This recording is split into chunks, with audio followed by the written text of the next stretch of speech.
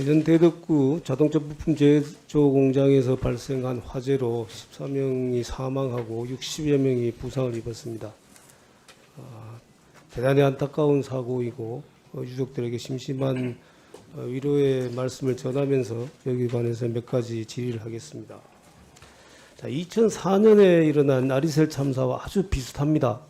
아까 장관님 얘기하실 때 여기는 초고위험 사업장으로 지정이 되어 있고 또 거기에 2019년과 23년도에 안전점검을 실시했다라고 했어요. 고용노동부에서. 네.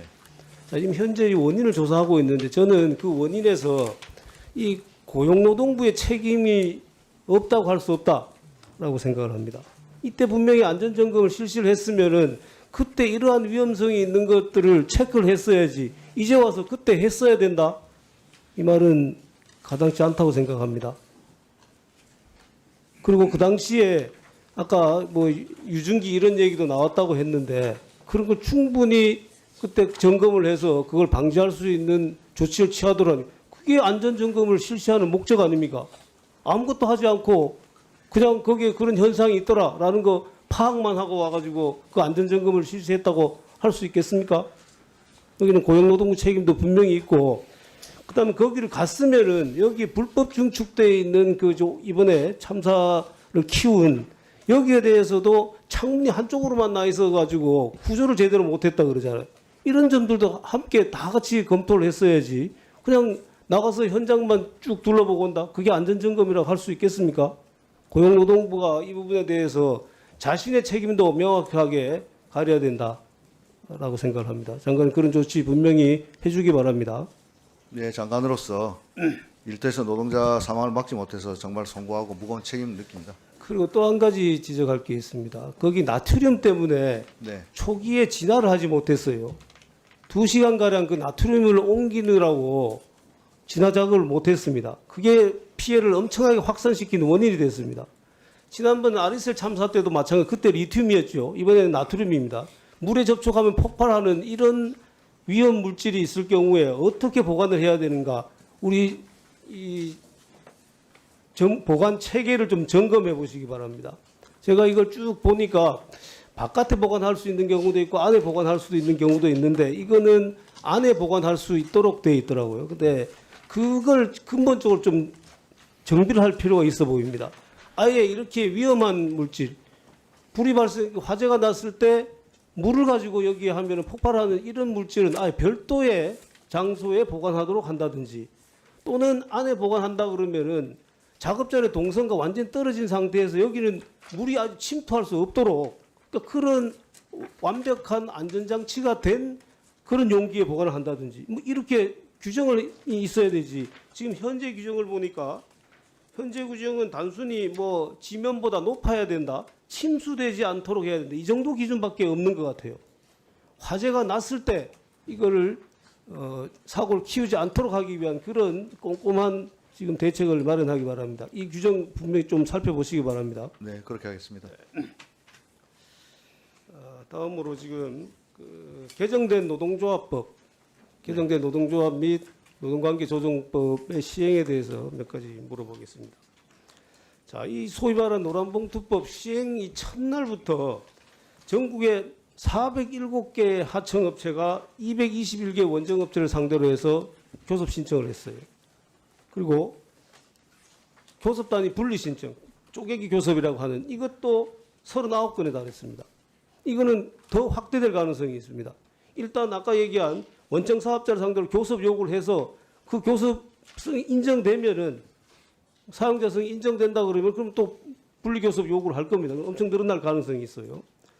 자, 이렇게 된 원인이 이렇게 분리교섭 신청도 많고 이 교섭 신청도 갑자기 이렇게 늘어난 원인이 저는 장관이 얘기했던 창구 단일화 원칙을 장관 스스로가 무너뜨렸기 때문에 나는 이런 결과가 발생했다고 생각해요. 자, 처음에 지금 현재도 복수노조 체제 하에서 창구 단일화 규정이 있어요. 그것과 마찬가지로 하청업체도 마찬가지로 그걸 적용하면 되는 겁니다. 그런데 괜히 거기에다가 무슨 더 자세하게 한다고 해서 시행령을 가지고 여기를 만들어 놨어요. 자, 백부 양보를 해서 시행령에 대해서 이런 부분에 대해서 법률이 명확하게 규정하지 않는 부분을 보완할 수 있다고 하더라도 저는 이 시행령은 법률의 범위를 넘은 거라고 생각이 돼요. 왜냐하면은 자 처음에 11월 25일인가요? 11월 달에 만든 그 시행령에는 법에 나와 있는 세 가지 규정이 있죠. 네. 근로조건 현격한 차이, 고용 형태 뭐 이렇게 세 가지 있죠. 교섭 그거를 구체화 좀 더 해놓은 거예요. 그렇게 볼 수 있어요.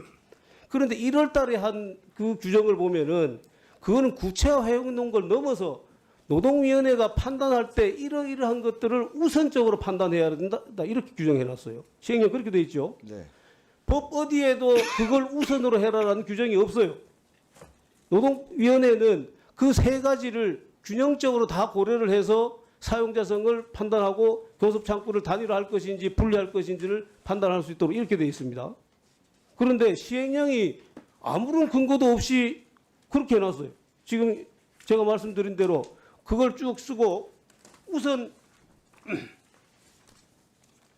자 지금 현재 시행령이 이렇게 되어 있죠. 노동위원회는 이러이러한 것을 할 때 분리 결정하는 경우에는 교섭단의 분리 통합 필요성을 판단함이 있어 노동조합 간 이해관계 공통 유사성, 다른 노동조합의 대표 적절성, 교섭단 유지시 뭐 등등 왜곡 가능성 등을 우선적으로 고려하여 결정해야 된다. 이렇게 돼 있어요. 자, 이거는 법에 아무런 위임 규정이 없습니다. 최소한 이 규정이 들어가려면 법문이 어떻게 규정되어 있어야 되냐면은 근로조건 형태 뭐를 고려하여 결정한다. 그 구체적인 우선에 관한 사항은 시행령으로 정한다. 라는 위임 규정이 있어야 되는 거예요. 그래야지 이걸 우선을 할 수 있다라고 시행령을 할 수가 있죠. 그런 아무런 규정이 없는데도 이렇게 한 거는 위법한 시행령이라는 겁니다. 그렇게 생각하지 않습니까? 네, 뭐 의원님 말씀에 대해서 답변. 예. 이번 아시는 바와 같이 이번 노조법 개정은 노조법 제2조 후단에 새로운 사용자성이 이제 확대되었습니다. 그 후단의 사용자성은 직접 고용관계가 아니더라도 하청 노동자들에게 근로조건의 실질적인 구체적인 지배력을 행사하는 원청의 경우 사용자성이 확대됨으로써 창구 단일화를 어떻게 규정할 것인가가 이제 쟁점이 되었고 저희들이 고민한 것은 첫 번째 전단에 있는 전단 사용자에 대해서는 첫 번째 세 가지를 하고 후단 아까 의원님께서 지적하신 우선하여 고려해야 된다는 것은 새롭게 신설되는 사용자성에 대해서 구분해 주는 것이 현장에서 어떤 교섭 절차나 이런 것들을 원활하게 하는 데 도움이 된다고 판단했습니다. 원활하게 하는 것에 도움이 된다는 것이 법에 우선할 수는 없어요. 장관이 지금 말씀하신 대로 이게 맞다 그러면 법률을 고쳐 써야 돼요. 법률에다 그런 유조항을 넣고 시행령으로 규정할 수 있는 그 부분을 넣어야지 이렇게 할 수 있지. 그 법률에는 없는데 필요성이 있다고 그래가지고 법을 넘어서는 시행령을 만듭니까? 이거 다시 검토해야 됩니다. 제대로 검토해 보시기 바랍니다. 네, 의원님 지적하신 내용 검토해 보겠습니다. 네.